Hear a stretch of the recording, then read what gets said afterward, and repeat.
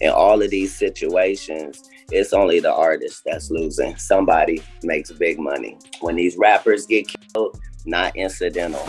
And 8052, shooting just occurred.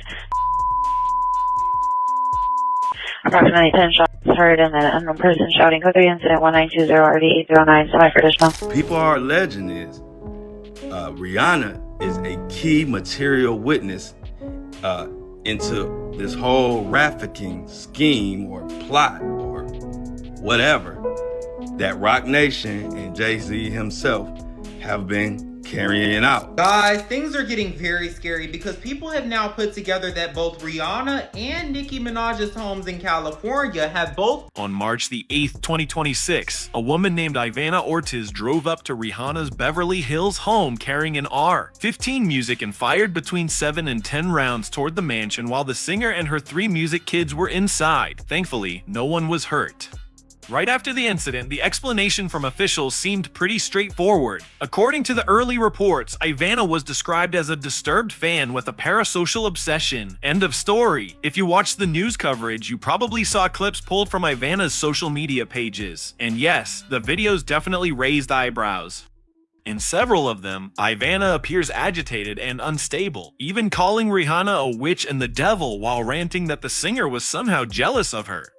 Rihanna, when you die, God is taking me to my future.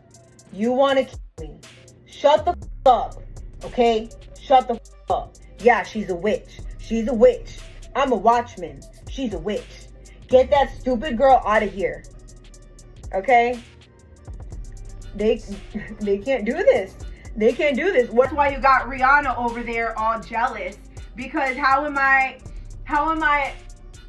because her faith is the devil. Rihanna's faith is the devil, okay? I don't like her, and she's always trying to steal from me. And she has not ever put out any music to reach people. She only did her little music thing so that she can do witchcraft. And so that she can steal from people. So everybody, please, don't listen to her, don't follow her, don't give that girl any air, space, or time. Because she's stealing from you. But is that really the full story, or is that simply the version people are meant to see? Because once you start digging deeper, the crazy stalker narrative begins to show a few cracks. Music, and now, people online are resurfacing an old interview with Katt Williams where he warned about situations exactly like this. The comedian has repeatedly suggested that when high-profile celebrities die unexpectedly, it's rarely just random chance. In his view, someone powerful somewhere often profits from the tragedy. So that raises a big question. Who would actually benefit if Rihanna were suddenly gone? One theory making the rounds online points toward Live Nation. It turns out Ivana Ortiz currently has an active legal case against the company. Now, at first glance, that might seem unrelated, but here's where the connection starts getting interesting. Some internet sleuths have linked this situation to Rihanna's business ties with Roc Nation and her complicated history with former mentor Jay's. Back in 2008, Jay-Z partnered with Live Nation to launch Roc Nation as a music joint venture. In simple terms, Live Nation functions as the parent company, while Roc Nation operates under its umbrella.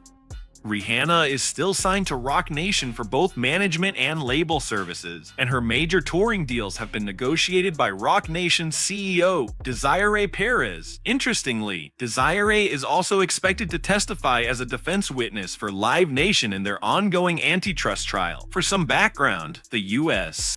Department of Justice filed a major antitrust lawsuit against Live Nation in 2024, attempting to force the company to separate from Ticketmaster. The government argues that Live Nation holds an illegal monopoly that drives up ticket prices and limits competition in the live entertainment industry. When cases like this head to court, both sides submit a Live Nation's legal team included Desiree Perez, partly because of her role as Roc Nation's CEO and her experience negotiating multiple touring partnerships between Roc Nation artists, including Rihanna, and Live Music Nation over the years. Now circle back to the woman who showed up outside Rihanna's house. She's currently locked in a legal dispute with Live Nation, the same corporation that owns Roc Nation. And Roc Nation's CEO was preparing to defend Live Nation in court, while also being the person who directly manages Rihanna's touring music deals. So these links aren't just speculation floating around online. They're documented in federal court records. And that leads to a bigger question. Why would someone who supposedly snapped and randomly targeted Rihanna already be involved in a legal fight with the same corporation responsible for promoting Rihanna's tours? Another detail that caught people's attention: Ortiz didn't arrive in some run-down car carrying an old weapon. Reports say she pulled up in a white Tesla with an R-15, both expensive items, which raises yet another question. If she was simply an unstable person acting alone, where did those resources come from? Who was actually backing this? LAPD taking over the street where were fired at singer Rihanna's home Sunday afternoon. You can see the bullet holes on the gates and investigators placing markers on an Airstream trailer parked inside. Police say the shots came from an AR-15. On March the 9th, when Ortiz was first taken into custody and officially booked, several major media outlets reported that bail music had been set at $10.2 million. But this is where things start getting a little confusing. By the time Ortiz appeared in court the next day, March the 10th, the official press release from the La County District Attorney listed the bail at $1.875 million instead. Multiple outlets repeated that updated number after the hearing, and a few days later, CNN also reported the $1.8 million figure. So, music, what exactly happened here? Either the early reporting was corrected once the official court filing came out, or the bail amount was actually lowered. And if it really went from $10.2 million down to $1.8 million, that's a huge drop, the kind of reduction that makes people wonder what changed during those first 24 hours. With all these strange details popping up around the case, a lot of people online have started floating their own theories. Some users on social media are suggesting that Ivana Ortiz might have been used as a pawn. One post on X read, Ivana Ortiz is the psy-op shooter because there's no way someone fires at a major celebrity's home with kids inside and still gets that kind of bond. Something deeper is going on. Another commenter even referred to Ortiz as a Hollywood Tesla Manchurian candidate. The speculation goes like this: if someone wanted to send a person to carry out something like this, they might choose someone who already appears unstable, someone with a record of erratic behavior, someone who has already been in court battling the same corporation tied to the target. And this is where Katt Williams comes back into the conversation with one of his long-running claims that very little in the entertainment industry happens by pure coincidence. According to Katt, the people operating behind the curtain only want the public focused on what's happening on the surface. The audience sees a crazy person and moves on. Meanwhile, if something bigger is happening behind the scenes, the so-called lone wolf ends up taking all the blame. That everything that happens in a business that's based off of pretend, that seems like a setup is. In business, nothing is coincidental, or you would be hearing who's losing money. In all of these situations, it's only the artist that's losing. Somebody makes big money. When these rappers get killed, not incidental. Somebody made $100 million and now don't have to talk to that artist or none of their crew, don't have to validate none of their contracts. Now only got to deal with the mama, only got to see her once a year, and it's over. And the money goes up and up and up. So they killed this $20 million guy, but they reaped $60 million in benefits. Wow. And they had some people from your city do it. So yes, Ivana Ortiz may have been the one who pulled the trigger, but the real question people keep asking is this: who pointed her toward Rihanna's house in the first place? How did she even get access to that address? And that brings us to another theory that's been circulating online lately: the Epstein files. If you've been on social media over the past few months, you've probably seen the names popping up everywhere. In January 2026, millions of pages of documents connected to Jeffrey Epstein were released to the public. And during the chaos that followed, Jay-Z's name suddenly started trending. The reason? Something known as an FBI hotline report. Back in 2019, someone reportedly called the Federal Bureau of Investigation with an anonymous tip, and according to reports, that tip mentioned Jay-Z music. Now let's connect the dots again. Rihanna is signed to Roc Nation.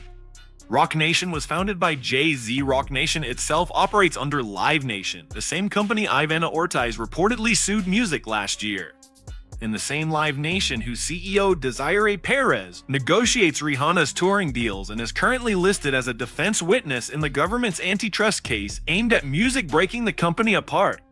So if you're a corporation facing a major federal antitrust trial, the question becomes, would you want your biggest global artist tangled up in fresh controversy and rumors? Or would you rather send a signal that certain connections shouldn't be examined too closely? Of course, these ideas remain speculation. But some people online claim Rihanna could be viewed as a liability because of her long history with Jay-Z. She was famously flown from her home in Barbados to New York when she was just 16, and shortly afterwards she signed her first major deal with his label. Songs here, we signed artists, and there was this little pause, and I was nervous. But then he said, and we're interested.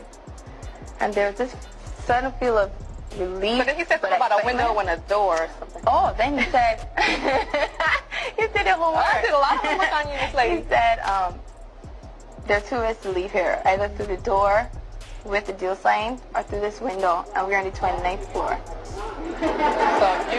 So when Rihanna was 16 years old, she flew across country, had a meeting with Jay-Z, where he told her there's only two ways out of here, and that's through that door with the deal signed, or through the window, and we're on the 29th floor. And she was 16 years old. I don't really see the humor in that.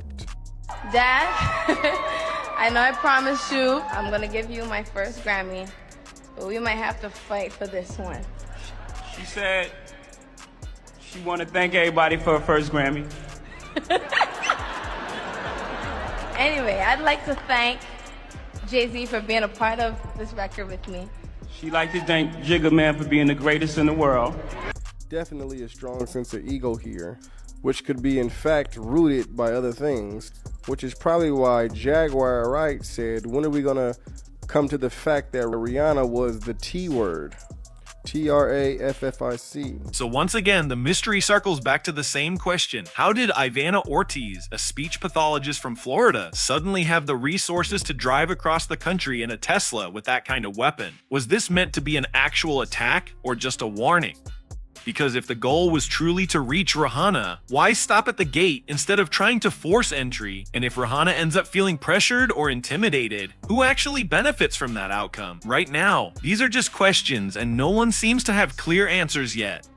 And look, it's possible people are overanalyzing the situation. Maybe this really was nothing more than a troubled individual who snapped. That possibility is still on the table, but with everything happening lately, conspiracy scandals, corporate corruption, music, the Epstein documents, a lot of people are starting to question official explanations more than ever. So what do you think about this situation? Do you believe Ivana Ortiz acted alone? Or could there be something bigger unfolding behind the scenes? And if someone really did send her, who do you think would have had the power to make that call? Drop your thoughts in the comments below, and stay tuned for the next video.